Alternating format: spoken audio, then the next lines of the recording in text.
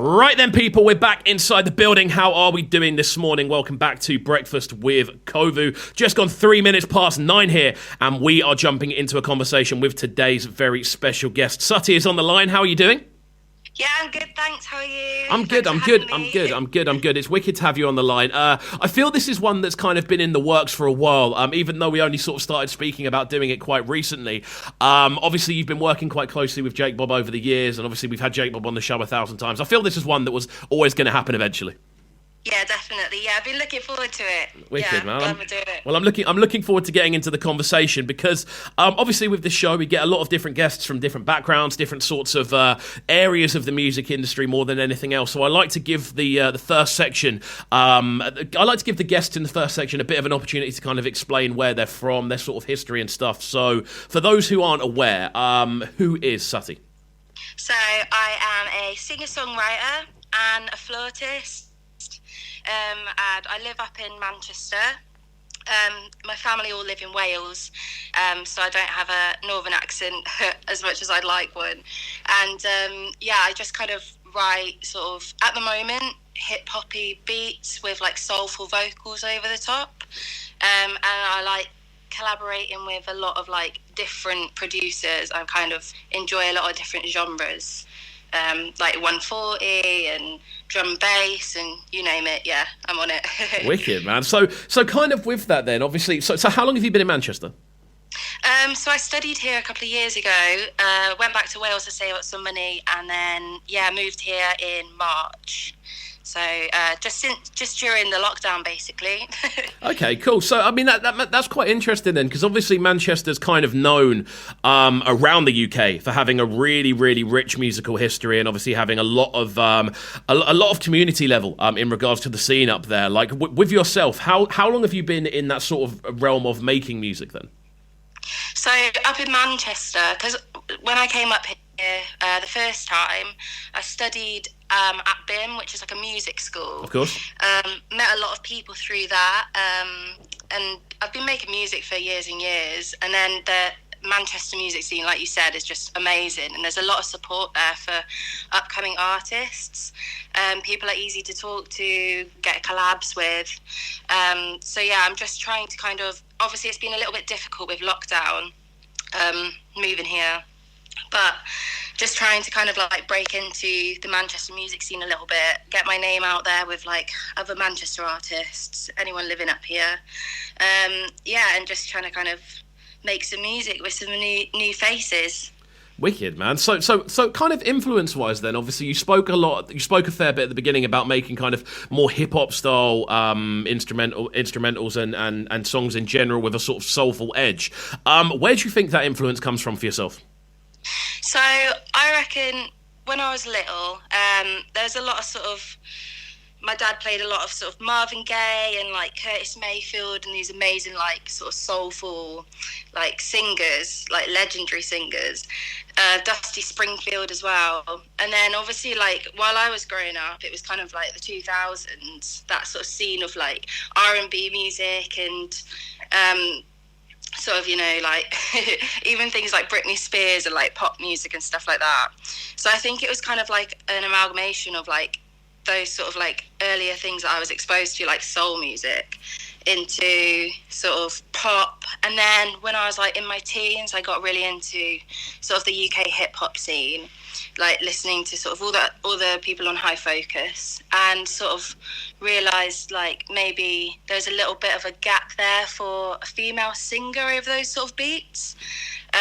So yeah, I just started looking into it a little bit, and it seemed to be a sound that worked quite nicely. And I know that it's really taken off now at the moment. I know, you know, like names like Georgia Smith and stuff.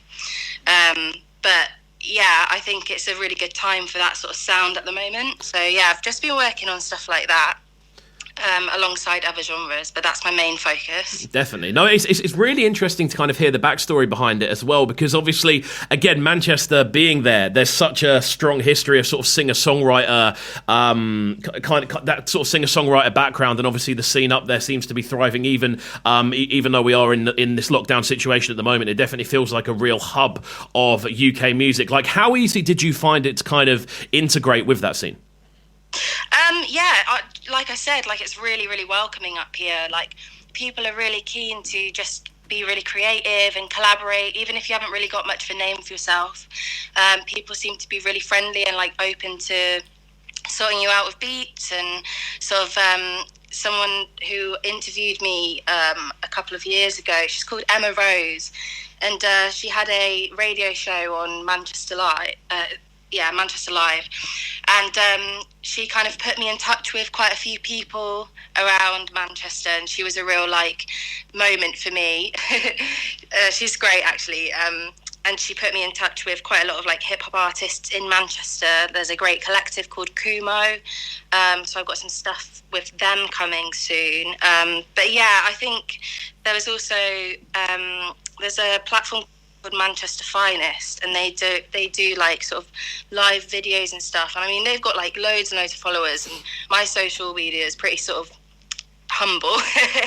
But they were very like on board with just giving people a chance, and I managed to get a live set on their feed, which was amazing. So yeah, it seems to be like quite a sort of open field for new artists up in Manchester, and that is one of the reasons I love living up here. Definitely. I mean, from the outside, it looks like you are so busy. You always seem to be involved in one collaboration or another. And as I said earlier, I feel a lot of people will have become kind of aware of you through a lot of the work you've been doing with Jake Bob and Chameleon Audio and everyone over that way. How did that link up first come together? So, yeah, they've been really, really supportive, actually, Chameleon Audio. I'm glad you mentioned them. And, of course, like, Jake Bob has been, like, massive in things that I've been putting out. I met Jake in college. We both went to Hereford Sixth Form College. Oh, wow. And, so we go back quite a long time. But we didn't actually start sort of making beats or, like, collaborating together till a couple of years after college. I just sent him a message one day, just said, because I'd seen all of the stuff he'd been putting out, and I had a lot of respect for the way he kept like plugging his tunes and stuff. And just sent him a message, and I just said, I think it's about time we made something. And he was like fully on board. And yeah, we came up with a tune called Anything There, which we released as a single. And actually, Chameleon Audio saw a clip that he'd put up. Mojo, who's the sort of founder of Chameleon Audio, he really liked it, and just got me on board really, and the rest was history. He's been really supportive. They've really helped my music and everything to do with it, and just that's kind of the story of how me and Jake started making stuff. Wicked, man. I mean, it's interesting that you go back so far, because I've always kind of felt when you two are on tunes together, there definitely feels to be a level of kind of natural synergy, even in the vocal tones you use. The kind of back and forths you do always seems to sound quite wicked. We do have a tune that we're going to get into in just a second, and it has been on the Trickstar playlist for a hot minute. It goes by the name of Second Chance. So talk to me about how this one came together, because this is one of the catchiest tunes of the year for me. I literally love this tune so much. I'm so glad it's getting played. So this was quite a new one. I think it dropped on it. He put it on his album Smokers, of course, which came out sort of early October, and it's got loads of amazing collaborations on it and some amazing instrumentals and stuff. And Jake regularly sends me beats to take a listen to and see if I can find a vocal on them. And that's just how this one came about, really. The minute I heard it, I was just like, this is going to be a banger. So, like, just put like a hook to it, and then maybe a little bit longer of a hook, and then it just kind of came together quite quickly. Wicked. Well, I'm looking forward to getting into it, because, as I said, this is one of the tunes we've had on the playlist for a hot minute. It's one I've really, really enjoyed listening to. Just the kind of, almost like the weirdness of the instrumental is something that really sticks out for me, and the fact you both sound so good over the top of it. It's a really, really good tune, and we're going to get into it in just a second. Before we do that, though, what is the best social media platform for people to get hold of you on? I'd say my Instagram. I'm not very good with Facebook at the moment, but yeah, Instagram's the best one for me, I think, which is Sutty_Ella. Perfect. Well, we're going to get into this one now then. It's just gone 13 minutes past 9. We are live on Trickstar Radio, out to the locked in crew each and every time. We are live on the line with Sutty. Moving forward, we're going to be talking more about future plans, what's on the way in the near future as well, so make sure you keep it locked. We're live on Trickstar Radio.